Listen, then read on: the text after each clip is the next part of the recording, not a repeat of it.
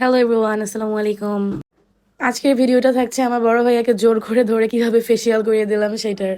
Video ফার্স্টে যে বাচ্চাটাকে দেখা যাচ্ছে সেটা হলো আমার বড় ভাইয়ার মেয়ে মেহেরিশ। ফার্স্টেই বড় ভাইয়াকে দিয়ে ভালো মতো ওনার ফেসটা ক্লিন করে নিয়ে আমি স্টিপসের একটা ফেস স্ক্রাব দিয়ে ভালোভাবে ফেসটাকে স্ক্রাব করে নেব। উইকে 1 থেকে 2 বার সবারই ফেসটাকে ভালোভাবে স্ক্রাব করে নেওয়া উচিত। এরপর নিয়ে নিচ্ছি বিউটি সলিউশনের saffron and pearl glow mask. এই মাস্কটা ফেসটাকে অনেক ডিপ ক্লিন করবে, পোর্সগুলো ক্লিন করবে অ্যান্ড ফেসে একটা পিঙ্কিশ একটা টোন দিবে।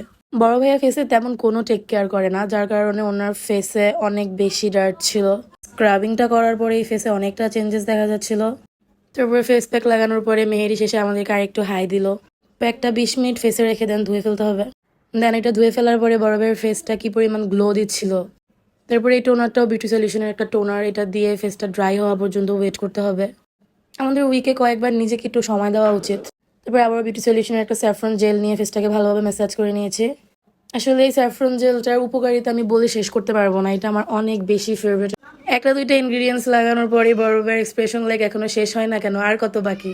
তারপরে এই একটু আইসক্রিম ঘুষ খাওয়াই তাকে বসায় রাখতে হয়েছে আমার।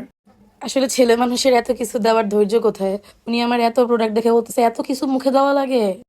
আসলে সেলফ প্যাম্পারিংটা আমার কাছে সবচেয়ে বেশি ইম্পর্টেন্ট। দেন কয়েক ড্রপ সিরাম দিয়ে ফেসটাকে ভালোভাবে ড্যাব ড্যাব করে নিতে হবে। তারপরে এই তো একটু লিপ বাম দিয়ে আজকের ফুল ফেসিয়ালটা কমপ্লিট।